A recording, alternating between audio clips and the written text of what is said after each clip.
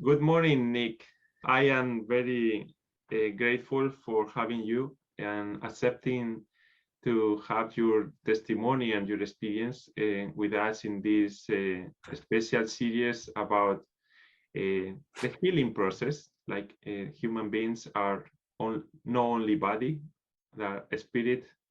And we want to start, yes, you can tell us who are you, your profession, about your family, some personal stuff that you want to share.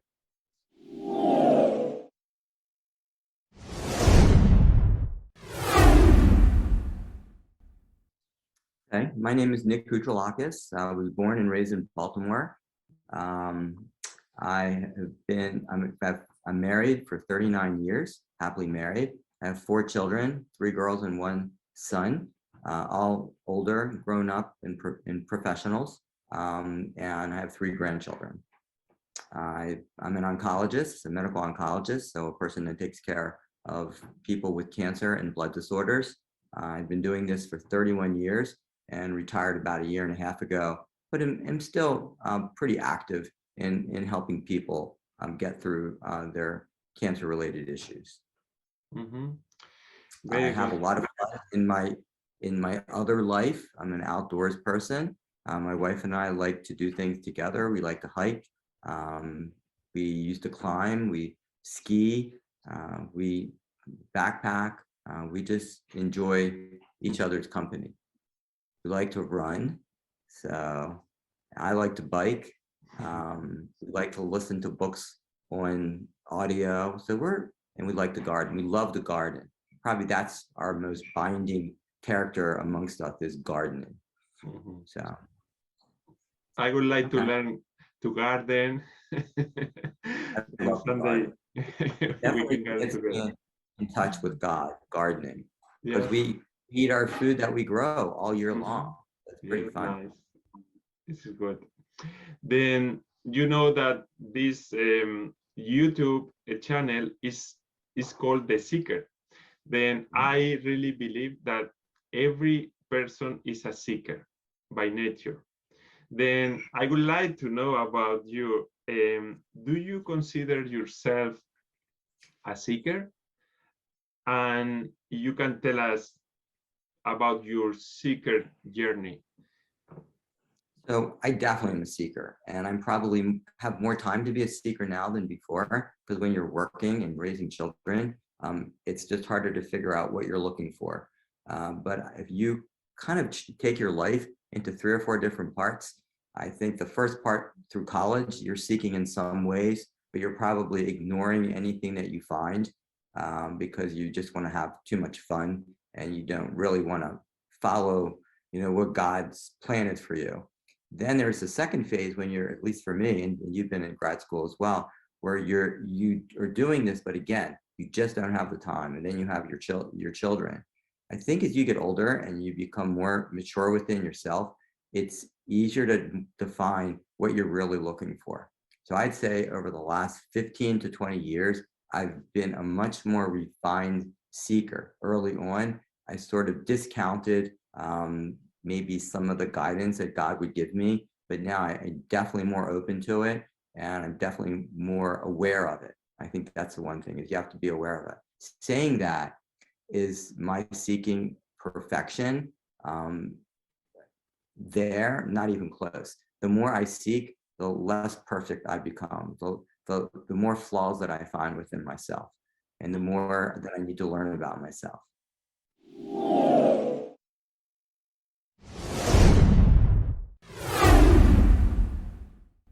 When you talk about the college time, the people want to have fun and enjoy. In that time, we are really in our highest point of seeking. We are seeking happiness, fulfillment, but probably we are a little lost.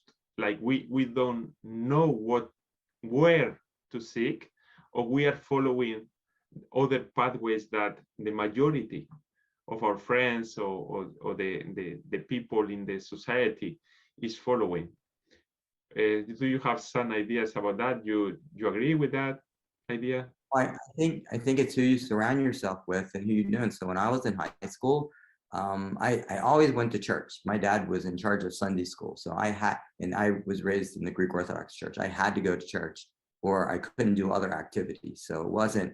I wouldn't say it was self-fulfilling going to church back then, but I hung out with this group of guys that they weren't good guys. One of them died in a car accident. Another one went to jail for 25 years, triple homicide. And the other one just wasn't a good person. And then in my mind, I'm like, I have to get away from these people. So I think God at that point said, look, you need to get away or you're going to be in trouble. So then I'm in college, in my fourth year of college. I met some woman that I dated, or she was a girl that I dated, for 3 months, say, but she went to church. So then I started to go to church again. Then, advanced it forward a year and a half, I met the woman who was going to be my wife in med school. We were cadaver partners, and then we started going to church. So I think all the times that you try to fight it, at least for me in my life, God's always pulled me back, always pulled me back.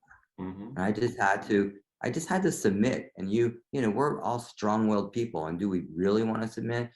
I mean, I guess as a competitor, do you want to submit in a game? Of course not. But in a spiritual battle, do you want to submit to God? I think that's a good choice. Mhm.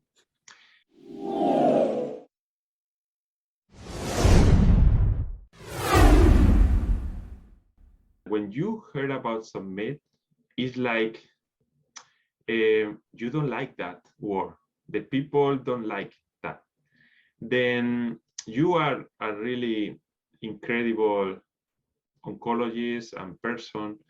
And even though that you are important professionally, how do you balance to increase all your potential as person, as professional, and the word submit, what that means? Because Mhm. it's not like you have to do something that other, in this case, God, wants you to do in spite of your own decisions. So I think that's a really complicated question with a lot of different answers. So say, just take oncology. You're taking care of somebody that has a cancer related problem and they're not going to do well. They have a finite amount of time to live. So how do they submit? So if they have a really strong faith, they can use that faith to give them the courage to get through the rest of their life. But that takes a really special person to do that. And even people that have the strongest faith, they're very fearful. So in order to submit in that context, you have to make sure, or they have to make sure, that they're getting rid of their fears of dying. That's, to me, the hardest part in terms of submission, getting rid of your fears. And by doing that, as we we're talking offline, you just have to be able to embrace God's love. Because if you have God's love, if you truly have it in its pure form, then your fears and anxieties should be resolved. And what do you know about when the things are going well? Is possible, or in your experience, like to submit when you have many other options, basically, not only God, because when you are in terminal cancer, sometimes the only option that they have, or they have two options. But when everything goes well in your life, can you express this submission to God's plan? Well, I think when everything is going well in your life, in general, say a non-health problem, just in general, a lot of people don't want to submit because it's intoxicating to be doing well, to have money, to have power, to be on committees, to be at the top of your game. So that situation, why do you need God? And so when people would say, oh, my CAT scan is good, thank God, I would tell them, well, even if it wasn't good, you should thank God. Even if you're having the best day of your life, you should thank God, because he's kind of starting it all. He's making your life the way it's supposed to be. So I think that's hard. I'm in a couple of men's small groups, and one guy he's a competitor. He was an athlete in college, and he has a hard time with submission. And like, you can't really look at it as like you're submitting and going belly up and having your enemy conquer you. You're allowing Jesus and God to conquer you, to take hold of your life. So to me, that's an awesome submission.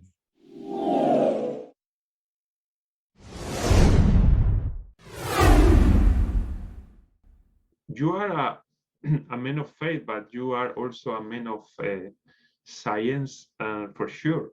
I would like to hear about how important is science for you. Science for me is important in regarding patients and trying to figure out a treatment plan. So I'm pretty much data driven, science driven, read the journals, stay up on things. You know, somebody will say, well, did you hear about this? And I'm like, I heard about it 3 years ago. If I had to wait till today to hear about it, you wouldn't be here. I was like the joke we used to have. So, you know, in oncology, we're always kind of ahead of the game. So I think science is really, really important. Saying that, do I need science to establish my faith? Do I need science to prove that there's God, to prove that there's a resurrection, to prove that there is the shroud of Jesus' shroud? No, I don't. I don't really need science for that. That's just a different feeling. And I tell people, I said, if you felt the things that I felt, those, we call them Holy Spirit moments. If you felt that, there's no science behind that, and there's no need to have science behind that. I think that you can still be a scientist as you are, and you can still have your faith, and they intertwine in some ways, because without God, how do all these great things happen in terms of inventions to cure different diseases? I mean, how does that happen? I don't know. But for me personally, without God, I can't really do the science part of my life. So I think that, the spiritual part of your life is key, and you can't let the science part of your life talk you out of it. Science is science. It's not your relationship with God. That's its own entity. That's how I look at it.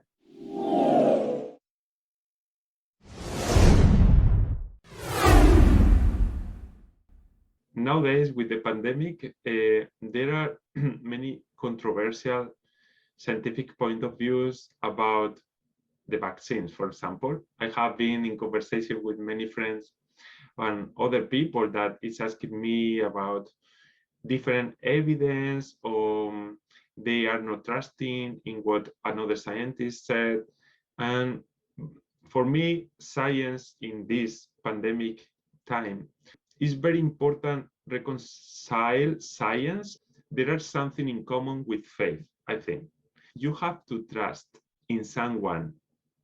If you trust in a specific doctor, a specific person that is talking in a video about the potential effects or side effects of a vaccine or any other stuff, basically there is a point of trusting in the data, trusting in the people that are working on that. Then it's like faith. Faith is trust in God, in someone that is you call God, is Jesus for the Christians. And this point of trusting in someone, I think, is a little weak in our time, because we have a lot of different information inputs, and you can publish almost, yes, in any YouTube, you can Facebook, Instagram, you can post it with a like white gown, and you are a doctor. No editorial boards. Then trusting for me is the point. Like when the people said, for example, I trust in science, I don't trust in God. We have to be very careful, because I think we are making sometimes God to people that can fail, because science is science. Science is not math. 2 + 2 = 4. Sometimes this is the way, and then we discover another way.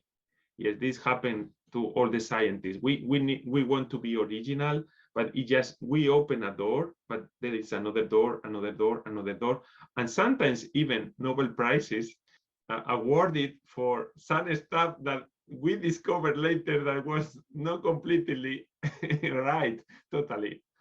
Yeah, so that discussion could almost be its own podcast, because I think that people have almost weaponized their faith, their religion, their religious beliefs during this pandemic. And they've used it in bad ways. You'll have people that'll have crosses on their lawn, and then they'll have a bad sign on the front of their lawn. So they're weaponizing their faith. And I think COVID in some ways has really done that. I think it hasn't created, but it's kind of manifests the underlying evil that's in this world. And you've seen behavioral issues with friends and family members that you would never have seen any other time in my lifetime. Maybe Vietnam in my lifetime, but other than that, no other time. So that to me, and the other thing with that in regards to science, and we see this in people that are getting treated, they'll bring an article, or they'll start talking to me about, like the other day, somebody talked to me about mRNA. And so I'm thinking, I think you need to take about 10 or 12 college credits before we started talking about mRNA. And so that's my point, is that you can get anything you want on the internet, and all of a sudden you can figure out a way to not take a vaccine or to act in a certain way. So, and the other point that I'll make, it's about leadership too. It's about leadership, not just in our home, on our street, in our church, in our country. And, we're sheep and we follow leaders.